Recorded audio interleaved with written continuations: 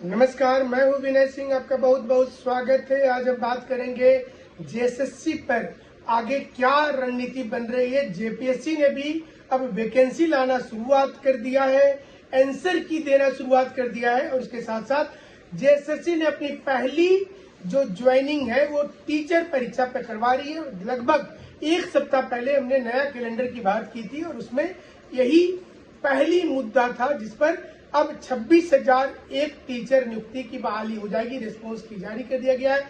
जिनका 70% से ऊपर नंबर आ रहा है वो सेफ है। इस पूरे दरमियान कट ऑफ नीचे भी जा सकता है क्योंकि संख्या बल बहुत बड़ी नहीं है। तो बहुत अच्छा ये मौका है आप लोगों को।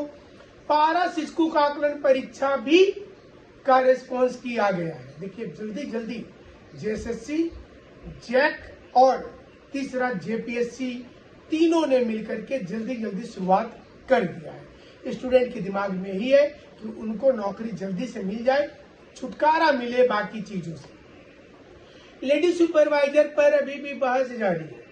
किसको मौका मिलेगा, किसको नहीं मिलेगा, ये तो सवाल उठ रहा है। लोग पूछ रहे हैं कि उसने ग्रेजुएशन किस विषय से किया। लोगों का सवाल ये भी है कि क्या सब्सिडरी पेपर उनके लिए इम्पोर्टेंट है, क्या सब्सिडरी पेपर पर उनका होगा ज्वाइनिंग। तो फिर विज्ञापन में क्यों लिखा है कि सिर्फ स्नातक होना चाहिए। तो क्या इसमें ऑनर्स वाले को, स्नातक मतलब सिर्फ ऑनर्स होता है, स्नातक मतलब सिर्फ पास कोर्स होता है, और जो सब्जेक्ट ऑनर्स में सब्सिडरी पर लिया गया है क्या उसका कोई वैल्यू नहीं है। तो फिर सब्सिडरी पर सब्जेक्ट दिया क्यों गया है, ये बड़ा सवाल उठ जाता है। सवाल नंबर 3 कि अगर सिर्फ पास कोर्स वाले को ही स्नातक माना जाएगा 3 विषयों में और जो ऑनर्स है वो सिर्फ एक विषय में स्नातक है, सोचिए बहुत गड़बड़ हो जाएगी आगे चल के। इसलिए जेएसएससी, हमें जैसा लगता है 2014-15 में जो नियुक्ति हुई थी वहां पर सब्सिडरी वाले को महत्व मिला था, ज्वाइनिंग भी लोगों ने किया, इसलिए इस पर भी चिंता नहीं करना है। जेएसएससी सब कुछ सोच समझ करके कर रहा है। उधर सवाल ये उठ रहा है कि क्या पीछे पीछे इस रिजल्ट के पीछे पीछे जेएसएससी सीजीएल भी क्यों में खड़ा हो गया है। क्यों भाई, हम ऐसा क्यों बोल रहे हैं? क्योंकि झारखंड सरकार की जो सीजीएल पर जो रिपोर्ट सीआईडी ने दिया है उसने साफ कर दिया है कि इसमें पेपर लीक कहीं नहीं हुआ। उन्होंने जरूर माना कि नेपाल बच्चे गए थे, कुछ लोग लेकर के गए थे, नेपाल के बाद कुछ लोग यूपी लेके गए, कुछ लोग बंगाल लेके गए, कुछ लोग बिहार लेके गए, लेकिन पेपर लीक नहीं हुआ है। उन्हें ऐसा लगता है ये सिर्फ र्यूमर हुआ, कुछ लोगों ने पैसा कमाने का जरिया बना लिया। ये चीजें हम नहीं बोल रहे, सीआईडी की वो रिपोर्ट बोल रही है जो 15 दिन पहले हमने खुलासा किया था। वो रिपोर्ट अब जाकर के सामने आ गई है। लेकिन जो लोग इसमें पैसा लिए थे, जो गिरफ्तार लोग हैं, जो मास्टरमाइंड है बिहार के, ये लोग आपके पैसे से क्या किए भैया कि आपके पैसे से हॉस्पिटल बनाए। देखिए रॉबिन हुड की पॉलिसी लाए, कहीं से पैसा उठाया और हॉस्पिटल बना दिया, कहीं से पैसा उठाया स्कूल कॉलेज खोल दिया और बाद में बोलेंगे कि हमने थोड़े कोई गलत काम ही किया है। जो आईआरबी के 6 जवानों को बर्खास्त किया जा रहा है उनके पास से क्या क्या चीजें आई है, ये एक श्वेत पत्र जारी करना चाहिए सरकार को कि ये सच्चाई है। दुविधा है, कंट्रोवर्सीज है।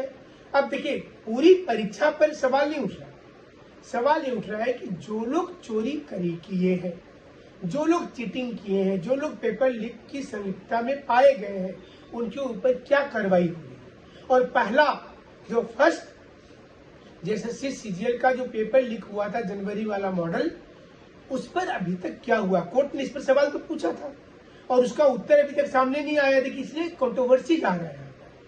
सरकार की माने तो वो तैयार बैठी है 7 मई को, अगर उसके पक्ष में फैसला आता है तो फिर यहाँ पर सरकार एकदम एक लाइन लेंथ में चली जाएगी। लेकिन अगर कोर्ट को ऐसा प्रतीत होगा कि जो एफएसएल रिपोर्ट है वो कुछ और बोल रही है, कोर्ट को ऐसा लगेगा कि गिरफ्तारी तो हुई भाई और गिरफ्तारी हुई है लेकिन ये लोग बोल रहे हैं कि चोरी नहीं हुई है, ये कैसे हो सकता है। देखिए कोर्ट तय करेगी तो कोर्ट उस दिन इस मामले को बोल सकती है कि हम हायर अथॉरिटी को जांच के लिए दे दें। हायर अथॉरिटी 2 है, सीबीआई जो सेंट्रल गवर्नमेंट की एजेंसी है, दूसरा जुडिशियल यानी कि न्यायपालिका के निगरानी में ही जांच होना। ये दो ऐसी विधि होगी जो हाईकोर्ट को निर्णय लेना होगा उस दिन 7 मई को, क्योंकि 7 मई तक में सरकार अपना जवाब दाखिल करेगी। इसलिए आप देखेंगे कि सीआईडी ने अपने रिपोर्ट में साफ साफ क्लियर किया है कि उनको पेपर लीक का सबूत मिला नहीं। हाँ, ये जरूर मिला है कि लोग गए थे, उनको क्वेश्चन रटवाया गया। अब यहाँ पर इसको समझना होगा, जिस समय जेपीएससी में अमिताभ चौधरी थे चेयरमैन, उस वक्त में सीरियल वाइज रोल नंबर से लोग पास हुए थे। टेक्निकली ग्राउंड पर उन्होंने कहा कि इसमें हम क्या कर सकते हैं, कोई तो चीजें आई नहीं। हो सकता है भाई कि उस दिन सारे जानकार उसी सेंटर पर बैठे थे और वो लोग मारे, कोई हो सकता है भाई तुक्का में पास कर गया, हम क्या करें टेक्निकल ग्राउंड पर। हालांकि मेंस उनका नहीं हो पाया किसी का। यहाँ पर हमें लगता है कि देखिए दो चीजें हैं। पहला, इस बार जो बिहार के जो टॉपर हुए, 3 टॉपर, तीनों को जब उसके मार्क्स आ गए तो तीनों को पहले बुलाया गया और बुलाने के बाद तीनों जो 3 थे वो तीनों से पहले क्रॉस क्वेश्चनिंग की गई। रिजल्ट आउट होने के बाद फिर प्रॉब्लम नहीं क्रिएट हो तो ये चीज को किया गया और तब जाकर के फाइनल रिजल्ट निकाला गया, क्योंकि इसके पहले टॉपर में बहुत सारी गड़बड़ियां आ गई थी और उसमें एक रूबी कुमारी का नाम आपने सुना होगा, दिक्कत हुआ था। इस मॉडल को भी सरकार लागू कर सकती है। लोगों का बैकग्राउंड चेक करना, देखिए 2000 कैंडिडेट है, कैंडिडेट का चेक करना, उनके बारे में तहकीकात करना, बुला करके क्रॉस क्वेश्चनिंग करना, तो इसमें जो जेन्युइन वाले लोग हैं उनके साथ भी अन्याय नहीं होगा। दूसरा कि जो जेन्युइन नहीं है उनको भी पता चल जाएगा। को जब उसके मार्क्स आ गए तो तीनों को पहले बुलाया गया और बुलाने के बाद तीनों जो 3 थे वो तीनों से पहले क्रॉस क्वेश्चनिंग की गई। रिजल्ट आउट होने के बाद फिर प्रॉब्लम नहीं क्रिएट हो तो ये चीज को किया गया और तब जाकर के फाइनल रिजल्ट निकाला गया, क्योंकि इसके पहले टॉपर में बहुत सारी गड़बड़ियां आ गई थी और उसमें एक रूबी कुमारी का नाम आपने सुना होगा, दिक्कत हुआ था। इस मॉडल को भी सरकार लागू कर सकती है। लोगों का बैकग्राउंड चेक करना, देखिए 2000 कैंडिडेट है, कैंडिडेट का चेक करना, उनके बारे में तहकीकात करना, बुला करके क्रॉस क्वेश्चनिंग करना, तो इसमें जो जेन्युइन वाले लोग हैं उनके साथ भी अन्याय नहीं होगा। दूसरा कि जो जेन्युइन नहीं है उनको भी पता चल जाएगा। मतलब ये दोनों को अगर मिक्सअप करेगी गवर्नमेंट, और गवर्नमेंट के पास एक से एक तकनीक है, चीजें हैं, वो चाहेंगी तो पता कर ही सकती है।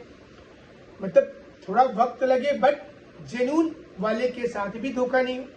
और जो लोग क्लेम किए हुए हैं कि परीक्षा में वास्तव में पेपर लीक हुआ है, सरकार को उनको संतुष्ट करना होगा।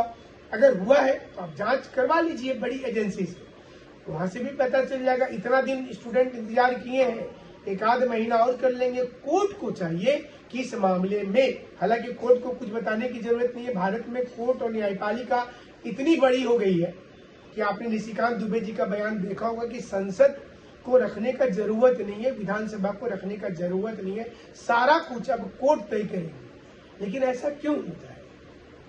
हमारे संविधान में एक लेजिस्लेचर का, एग्जीक्यूटिव का, जुडिशरी का अलग अलग सीमांकन किया हुआ है, और जब कोई एक विंग अच्छे तरीके से काम नहीं करता है तो दूसरा विंग उसके एरिया को इनक्रॉच करता है।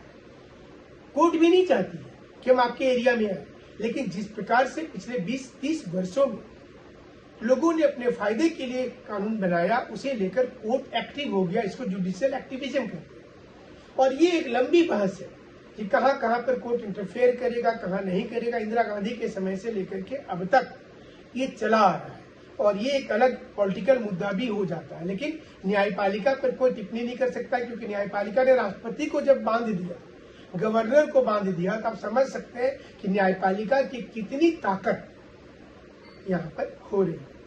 चलिए देखते हैं कि वाकई वैकेंसी का क्या होगा, और 7 मई को सब कुछ स्पष्ट होगा। लेकिन एक इंडिकेशन सरकार की ओर से आना शुरू हुआ है, उसे भी आपको समझने की जरूरत होगी। बहुत बहुत शुक्रिया, बहुत बहुत धन्यवाद।